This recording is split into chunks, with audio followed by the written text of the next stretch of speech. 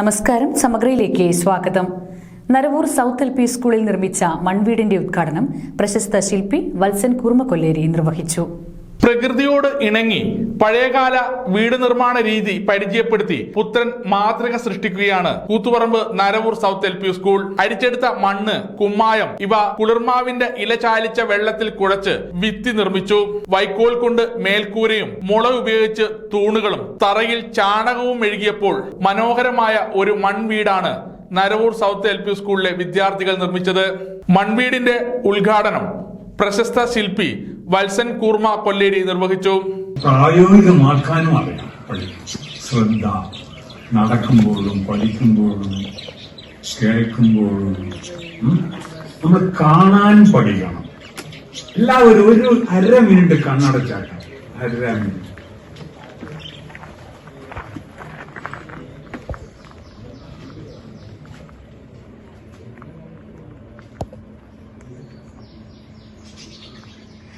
ഇനി കണ്ണ് തുറക്കാം.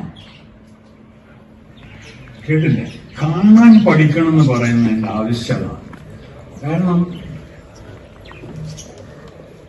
ശബ്ദത്തിനേക്കാളും വേഗതയുള്ളതാണ്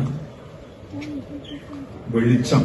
തുറന്ന വായനശാലയായ ഇറയവും ആർട്ട് ഗാലറിയുമായാണ് മൺവീടിന്റെ ഉൾവശം ഒരുക്കിയത്.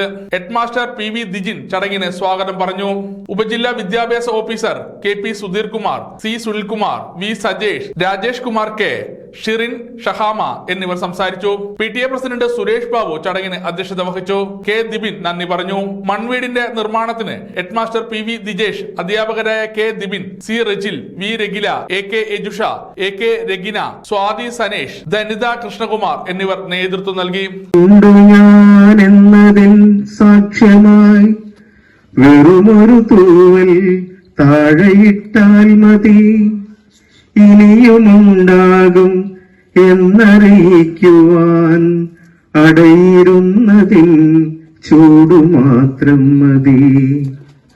ഇതിലുമേറെ ലളിതമായെങ്ങനെ കിളികളാവിഷ്കരിക്കുന്നു ജീവനെ.